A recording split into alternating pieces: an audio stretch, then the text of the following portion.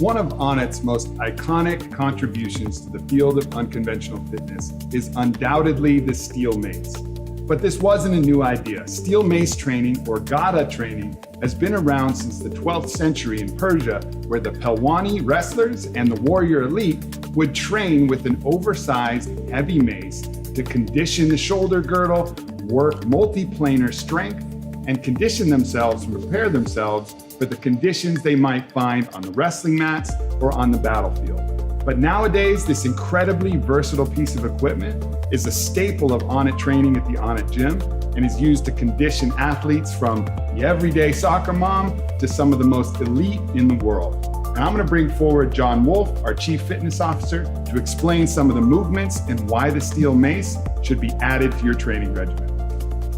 All right, thanks, Albert. So what's unique about the steel mace? Let's cover a couple of the features here. First and foremost is this offset load and this long lever.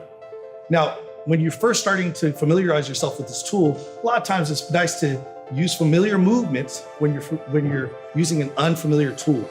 So if we look at just basically a front squat, an overhead press, then we start looking at, well, what's the benefit of this offset load? What type of information is my body getting? Well, guess what? I have to stabilize against this rotational mass, and it highlights any instability I have in my body. Whether it's on one side or the other, you're gonna feel whether you have a asymmetry, something we really want to deal with to assure that you're not injury prone. But as we go through and familiarize ourselves with the tool, there's a lot of unconventional drills where we're changing the position of that mass from one side of the body to the other. Anytime we're crossing midline, we can work against this rotational mass trying to pull us from one side to the other. Stabilizing against that builds reflexive stability and strength. This is great for transferring what you do in the gym to the real world.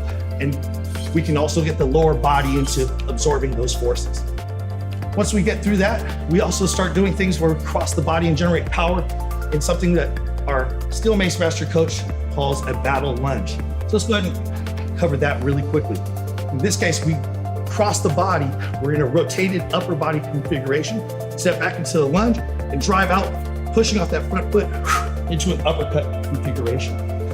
Down and up. There's a ton of rotation going through the body, and that's one of the features that the steel mace really highlights is rotational strength training. A lot of these drills are going to be very demanding at first. You demand coordination as well as strength and power. But once you get the skills down, it's a lot of fun to move this mace around. I think you'll like it, and we hope to see you posting your progress online.